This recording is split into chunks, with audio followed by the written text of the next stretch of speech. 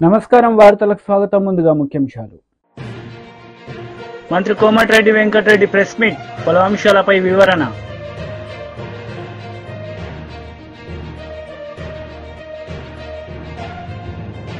BRS leader press meet, పలు అంశాలపై వివరణ. వైసీపీ లీడర్ మీడియా సమావేశం నిర్వహించారు. ఈ సందర్భంగా పలు అంశాలపై ఆయన మాట్లాడారు. అనుకోకుండా కాఫీకి దిగడం జరిగింది. అదే కాఫీకే జాతీయ రహదారి దిగకుండా కొంచెం ముందుకెళ్ళి ఉంటే రోడ్డు మీద చంపేసేవాళ్ళే. అనేక మార్లు ఈ 2 మాసాల నుంచి కూడా మా మీద దాడులు చేయడానికి ఉందని చెప్పి ఇవాళ శ్రీనివాసరావు కానీ అలానే మధు వాళ్ళ సోదరుడు మధు కూడా అనేక సార్లు పోలీసులు కూడా తెలియజేయడం జరిగింది. అయినప్పుడు కూడా ఎటువంటి చర్యలు లేవు. మరి ఇవాళ ఏదైతే గింజుపల్లి శ్రీనివాసరావు మీద హత్యాయత్నం జరిగిందో ఆ ముద్దాయిలు తండ్రిని చెప్పిన ముద్దాయిలే మళ్ళీ కొడుకు మీద ముద్దాయిలుగా ఉన్నారు. కొడుకు మీద దాడి చేసిన వాళ్ళే ఉన్నారు.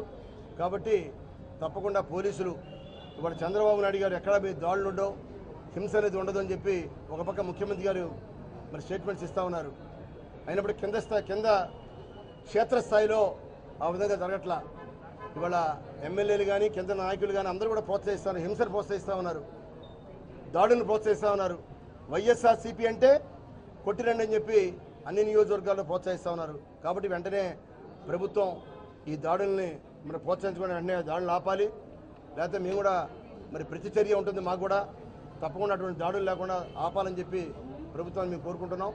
ఇవాళ ఏదైతే గింజుపల్లి శ్రీనివాసరావుని రాత్రి హత్యాయత్నం చేశారో మరి వారి మీద పీడీ యాక్ట్ కూడా పెట్టాలి. మళ్ళీ ఇటువంటి దాడులు జరగకుండా ప్రభుత్వం కట్టుదిట్ట చర్యలు తీసుకోవాలని చెప్పి మేము ప్రభుత్వం డిమాండ్ చేస్తూ ఉన్నాం. అదే గ్రామంలో మధు ఉన్నారు, ఆ సోదరుడు మధు. మరి వీరు కూడా ఆ రోజు 2009లో 14 సంవత్సరాల క్రితం వారి తండ్రి ఏదైతే హత్య గావించబడ్డారో దానికి సాక్షిగా ఉన్నారు. మరి ఆ పోలీస్ ఛార్జ్షీట్లో సాక్షిగా ఉంటే ఆ పోలీసు వేసిన ఛార్జ్షీట్లో ఇతను సాక్షిగా ఉన్న కొడుకును కూడా పేరు తీసేశారు సిబిసిఐడి వాళ్ళు.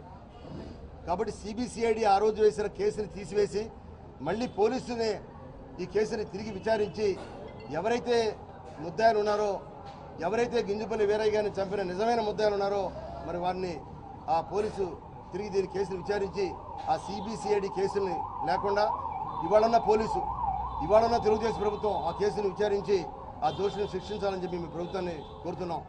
మాకు నిజం కావాలి, శిక్ష ఎవరైతే చంపారో వారి మీద శిక్ష పడాలని చెప్పి కోరుకుంటున్నాం.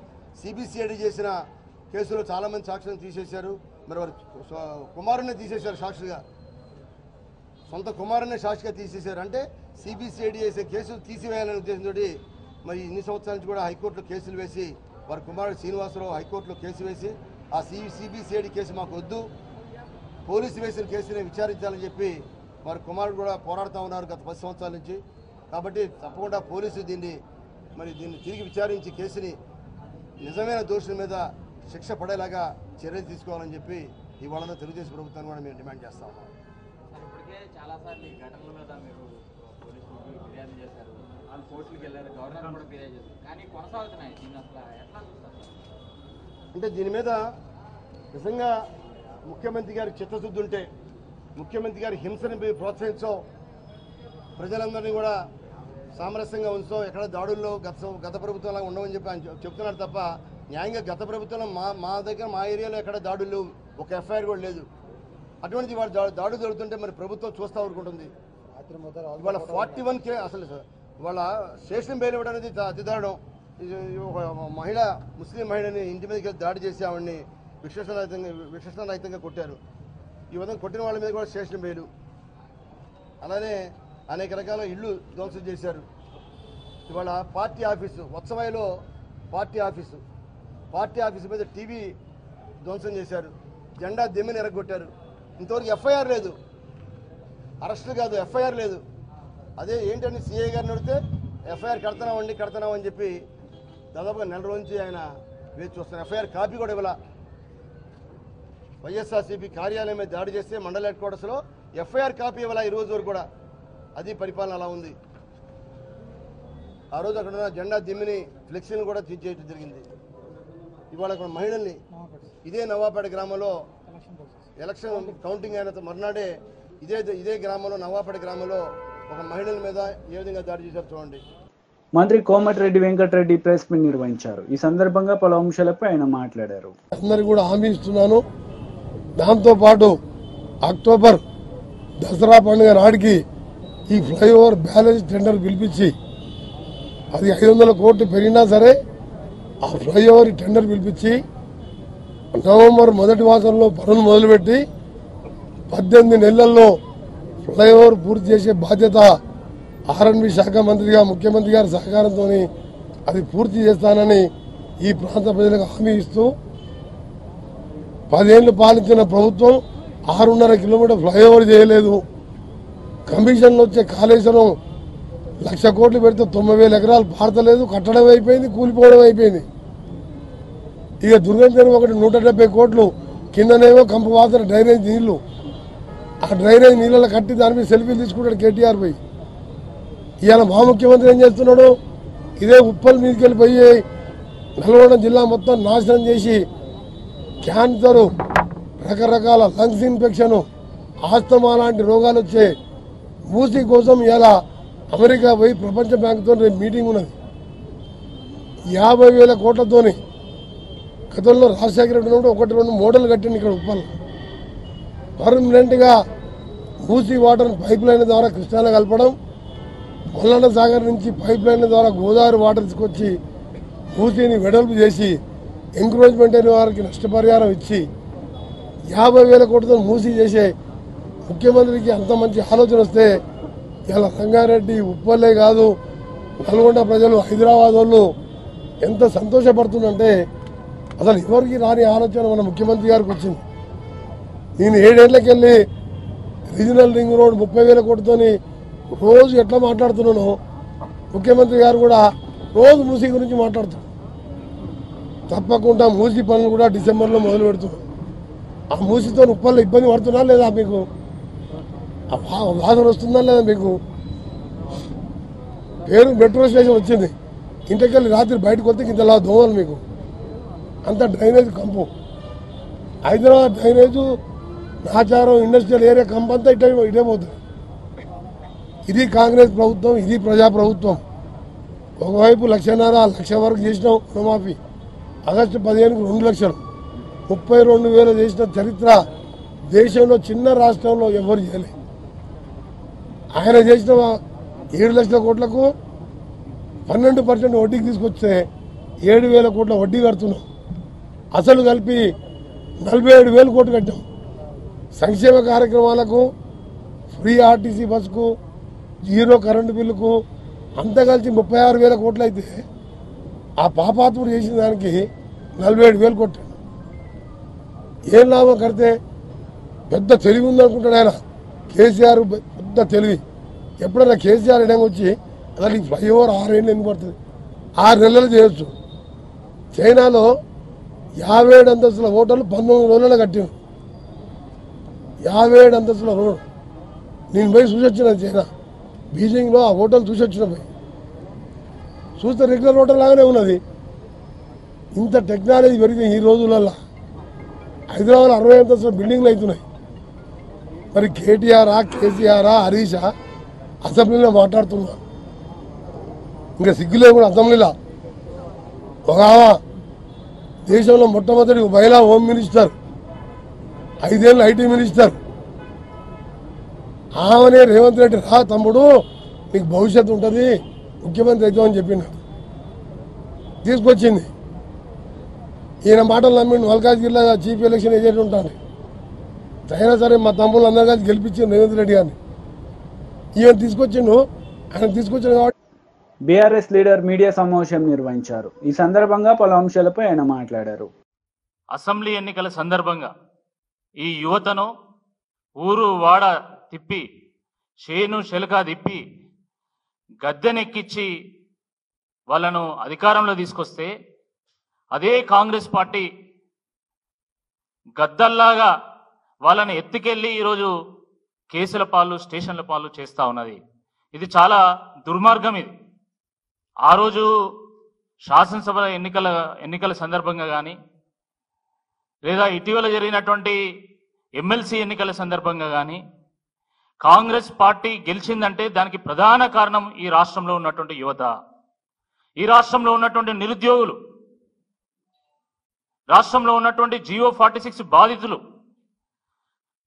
కానీ ఆ నిరుద్యోగ యువతనే ఈరోజు మా కష్టాలు చెప్పుకుందామని చెప్పి వాళ్ళు ప్రజాభవన్కు వెళ్తే వాళ్ళ కష్టాలను వినకుండా, ఈరోజు వాళ్ళ కన్నీళ్లను తుడవకుండా, ఈరోజు వాళ్ళను కొట్టి వాళ్ళని కేసుల పాలు చేసి వాళ్ళ మీద అరాచకం చేయడం చాలా దురదృష్టకరం. ఆ రోజు కాంగ్రెస్ పార్టీ ఏం చెప్పింది? ఇది ప్రజాభవను, ప్రజల కన్నీళ్లు చూడడం, ప్రజల కష్టాలు వినడము ఈ ప్రజాభవన్ కర్తవ్యం అన్నారు అని అనేక రకాలుగా కాంగ్రెస్ పార్టీ కహానీలు చెప్పింది. కానీ దురదృష్టకరమైనటువంటి విషయం ఏంటంటే ఈరోజు మా కష్టాలు చెప్పుకుందామని వెళ్ళినటువంటి జియో 46 బాధితుల మీద ఈరోజు పిడిగుద్దులు గుద్ది అర్ధరాత్రి 1:30కు వాళ్ళను అరెస్టు చేసి వాళ్ళను ఒక్కో దగ్గర 10 మందిని 20 మందిని వదిలి దాని తర్వాత కొంతమందిని అరెస్ట్ చేసి తీసుకెళ్లడం జరిగింది. ప్రజాభవన్కు జియో 46 బాధితులు అనేక సందర్భాలుగా వెళ్ళిండ్రు, అనేక సందర్భాలుగా వాళ్ళ సమస్యలు చెప్పుకునేటువంటి ఒక ప్రయత్నం చేసిండ్రు. కానీ కనీసము కనికరం లేకుండా ఈరోజు వాళ్ళ మీద పిడుగుద్దులు ఉండడం చాలా దుర్మార్గం. అనేక మంది గాయాల పాలైన్లు. పాపం ఏ మీడియా కూడా అర్ధరాత్రి కాబట్టి క్యాప్చర్ చేసుకునేటువంటి అవకాశం లేకుండా పోయింది. కాళ్లకు, చేతులకు, వెన్నులకు, వీపుకు చాలా గాయాలైనాయి. మమ్మల్ని ఇక్కడ నిరసన తెలుపనీయడం లేదని చెప్పి వాళ్ళు తెల్లవారు మళ్ళీ అమరవీరుల స్తూపం దగ్గర, అమరజ్యోతి దగ్గర వెళ్ళి అక్కడైనా మా గోస అమరులకైనా చెప్పుకుందామని వెళ్ళి అక్కడికి వెళ్ళి దీక్ష చేస్తూ ఉంటే మళ్ళీ నిన్న ఉదయం 10:30కు వాళ్ళని అరెస్ట్ చేసి వాళ్ళని తీసుకుపోయి బండ్లగూడ పోలీస్ స్టేషన్లో పెట్టడం జరిగింది. ఎంత దుర్మార్గం అంటే నిన్న ఉదయం వాళ్ళు నిరాహార దీక్ష ప్రారంభిస్తే నిన్న రాత్రి 11 గంటల వరకు వాళ్ళు మంచినీళ్ళు కూడా ముట్టలే.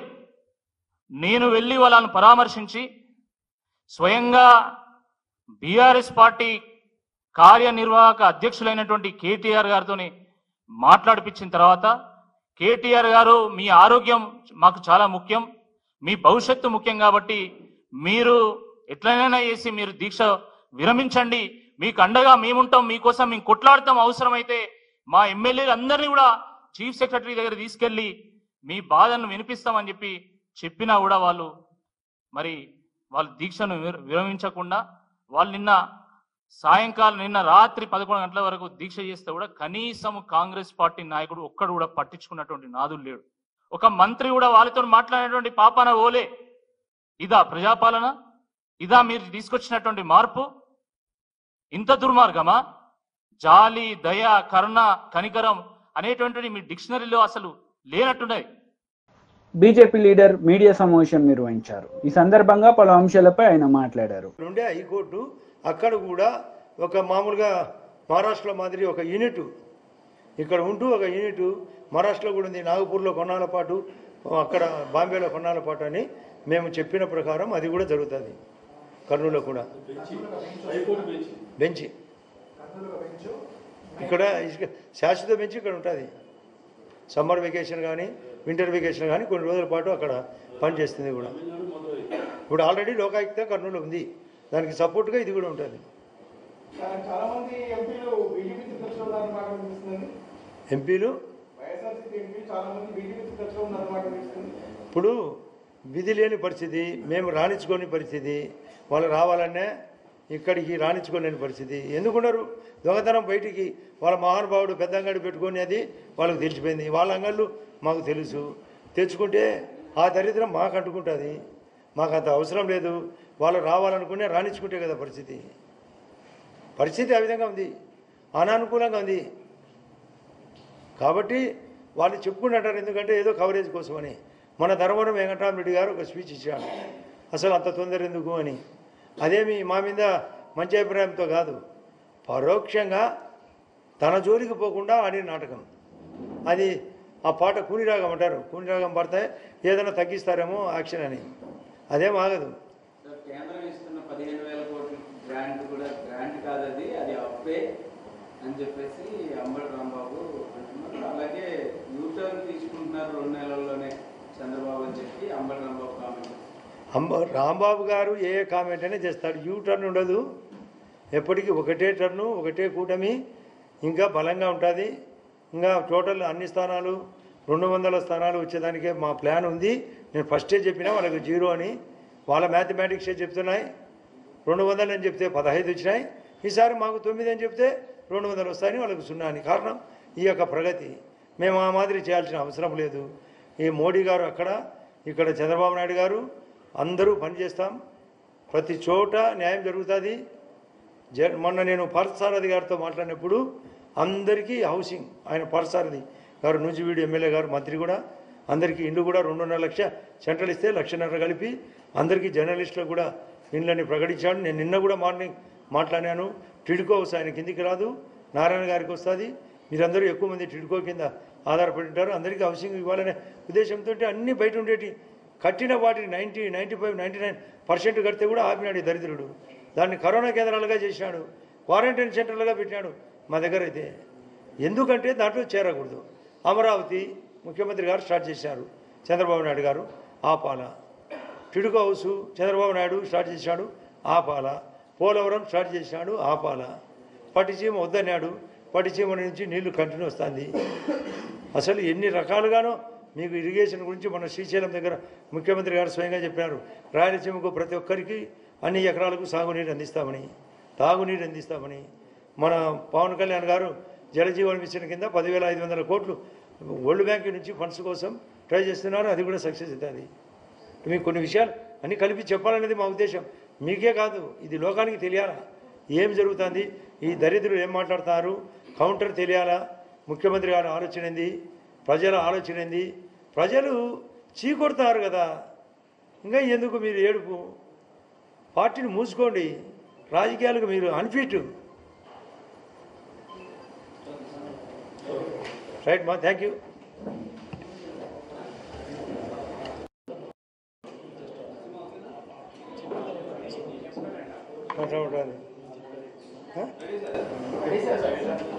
రైట్, బాగానే సౌండ్ బాగుందిమ్మా.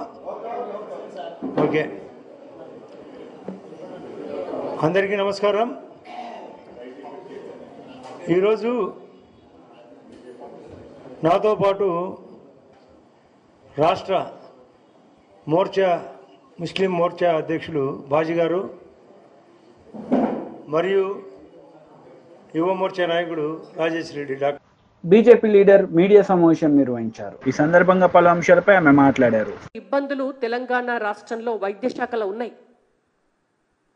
మీరు వాటి నుంచి బయటపడడానికి ఏమన్నా ఆలోచన చేసినారా? ఎంతసేపు కేంద్రాన్ని నిందించడానికి బడ్జెట్ సమావేశాలను ఉపయోగించుకున్నారు. బీఆర్ఎస్ పార్టీ, కాంగ్రెస్ పార్టీ తన్నుకొని టైం వేస్ట్ చేసి ఇష్యూస్ని డైవర్ట్ చేసి ఎక్కడ భారతీయ జనతా పార్టీ ఎమ్మెల్యేల సలహాలు సూచనలను కూడా తీసుకోకుండా ద్రవ్య వినిమయ బిల్లు చర్చ సమయంలో కూడా చర్చను పక్కదారి పట్టించి మమ అనిపించినారు తప్ప మీకు ఒక నిర్దిష్టమైనటువంటి చర్చలు జరపాలి, ఉపయోగకరమైనటువంటి విధంగా బడ్జెట్ను ప్రవేశపెట్టాలి అనేటువంటిది ఎక్కడ కూడా కాంగ్రెస్ పార్టీ దగ్గర కనపడలే మనకు. ఇవాళ మేము అడుగుతున్నాం, కేంద్రం నుంచి వైద్య ఆరోగ్య శాఖకు తెలంగాణ రాష్ట్ర ప్రజల ఆరోగ్యానికి సంబంధించి ఇన్ని కోట్ల రూపాయలు ఖర్చు పెట్టినాం. గత 10 సంవత్సరాలుగా తెలంగాణ రాష్ట్రంలో నిర్వీర్యమైపోయినటువంటి రంగాలు ఏమన్నా ఉన్నాయి అనంటే అది మొదటిది విద్యారంగం అయితే రెండవది వైద్య రంగం. మరి దాన్ని గాడిలో పెట్టేటందుకు ఇప్పటి వరకు మీరేమైనా ఒక నిర్దిష్టమైనటువంటి ప్రణాళికను సిద్ధం చేసినారా? ఎక్కడా పాలసీ లేదు. హెల్త్ పాలసీ తెలంగాణ రాష్ట్రంలో ఈ రోజు వరకు కూడా లేదు. మీరు ఎన్హెచ్ఎం రూల్స్ ప్రకారం 8% బడ్జెట్ని వైద్య శాఖకు కేటాయించినారా? సగం కూడా కేటాయించలేదు. మీరు రాష్ట్ర జీడిపిలా కనీసం ఒక 2.5% అన్నా హెల్త్కి కేటాయించాల బడ్జెట్లో. మరి మీరు ఎక్కడ 1% కూడా కేటాయించలేదు. వైద్య శాఖలో అనేక ఖాళీలు ఉన్నాయి. దాదాపుగా 3000 పైచిలకు ఖాళీలు కేవలం ఒక NHM ఇంప్లిమెంట్ చేసేటటువంటి ఏరియాలనే ఉన్నట్టు క్యాగ్ రిపోర్ట్ చాలా స్పష్టం చేసింది. ఇంకా రాష్ట్ర శాఖల అనేక ఖాళీలు ఉన్నాయి. మీరు అధికారంలోకి వచ్చినాక ఒక స్టాఫ్ నర్సులకి నియామక పత్రాలు ఇవ్వటం తప్ప హెల్త్ డిపార్ట్మెంట్కు సంబంధించి ఎక్కడ కూడా నియామకాలు చేపట్టలే.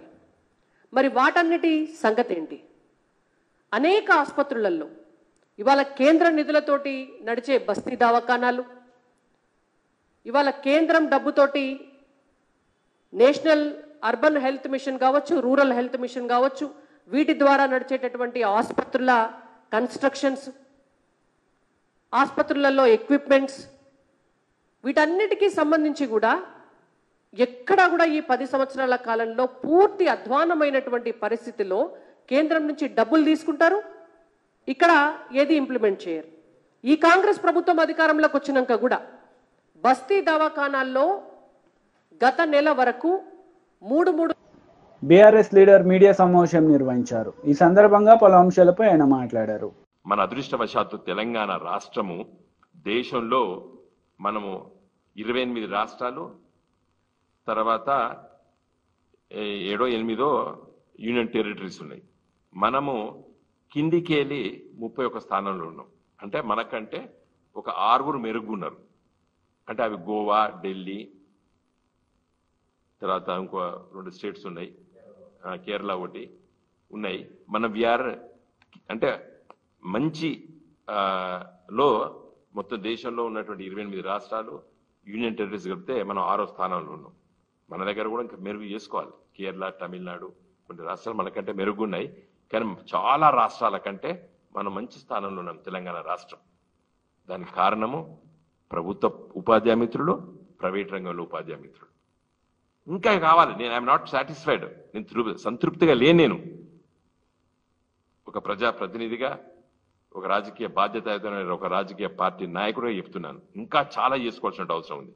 కాబట్టి ఈ ఉపాధ్యాయ మిత్రుల్ని వాళ్ళు they are catering the needs of 51% of the students. ఈ రాష్ట్రంలో 51% మంది విద్యార్థులు ప్రైవేట్ రంగంలో ఉన్నారు.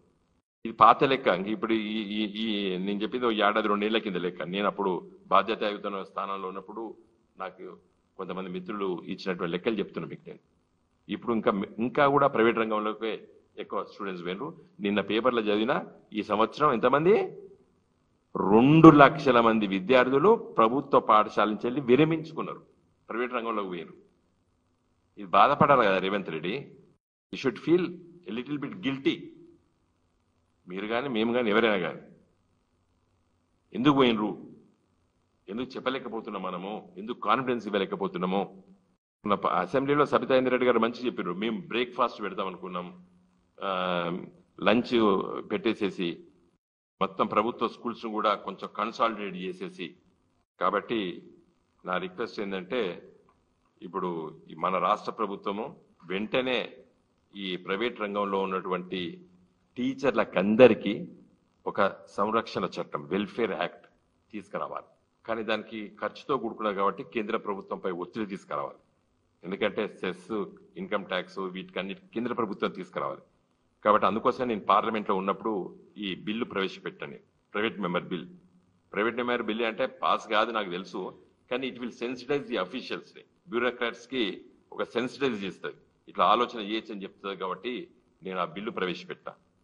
సరే, లోక్సభ రద్దయితే అది పోతుంది, రికార్డ్ అయితే ఉంటుంది అది. కాబట్టి దయచేసి నా రిక్వెస్ట్ ఏంటంటే ఈ రోజు ఈ పత్రికా విలేకరుల సమావేశం ద్వారా ఈ దేశంలో ఉన్నటువంటి రాజకీయ పార్టీలని, ముఖ్యంగా మన తెలంగాణలో గెలిచినటువంటి 8+8 బడ్జెట్లో 0, కానీ అట్లీస్ట్ వీరి గురించి నేను మాట్లాడి ప్రైవేట్ రంగంలో ఉన్నటువంటి టీచర్లకి ఒక మంచి సంరక్షణ చట్టం తీసుకురావాలని చెప్పి మరి నేను కోరుతున్నాను. వార్తలు ముగించే ముందు ముఖ్యాంశాలు మరోసారి. మంత్రి కోమటిరెడ్డి వెంకటరెడ్డి ప్రెస్ మీట్, పలు అంశాలపై వివరణ.